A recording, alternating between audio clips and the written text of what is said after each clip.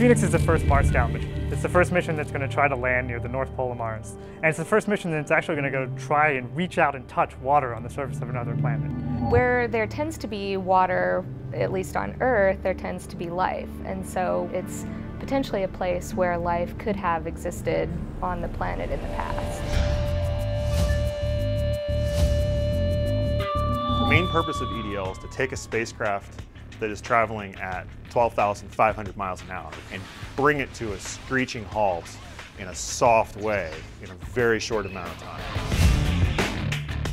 We enter the Martian atmosphere. We're 70 miles above the surface of Mars, and our lander is safely tucked inside what we call an aeroshell. Looks kind of like an ice cream cone, more or less. And on the front of it is this heat shield, this saucer-looking thing that has about a ½ inch of essentially what's cork on the front of it, which is our heat shield. Now, this is really special cork, and this cork is what's going to protect us from the violent atmospheric entry that we're about to experience.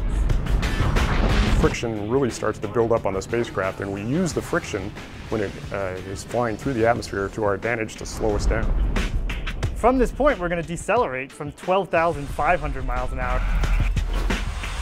down to 900 miles an hour. The outside can get almost as hot as the surface of the sun. The temperature of the heat shield to reach 2,600 degrees Fahrenheit. But the inside doesn't get very hot. It probably gets about room temperature.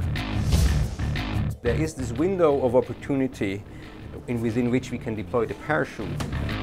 If you fire the chute too early, the parachute itself could fail.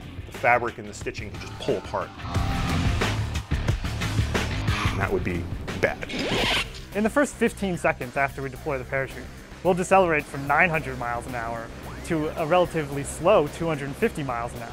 We no longer need the heat shield to protect us from the force of atmospheric entry, so we jettison the heat shield, exposing for the first time our lander to the atmosphere of Mars. After the heat shield has been jettisoned and the legs are deployed, the next step is to have the radar system begin to detect how far Phoenix really is from the ground. We've lost 99% of our entry velocity. So we're 99% of the way to where we want to be. But that last 1%, as it always seems to be, is the tricky part. Now, the spacecraft actually has to decide when it's going to get rid of its parachute. We separate from the lander going 125 miles an hour at roughly a kilometer above the surface of Mars, 3,200 feet. That's like taking 2 Empire State Buildings and stacking them on top of one another. That's when we separate from the back shell and we're now in free fall. It's a very scary moment. A lot has to happen in a very short amount of time. So it's in a free fall, but it's also trying to use all of its actuators to make sure that it's in the right position to land. And then it has to light up its engines, right itself, and then slowly slow itself down and touch down on the ground safely.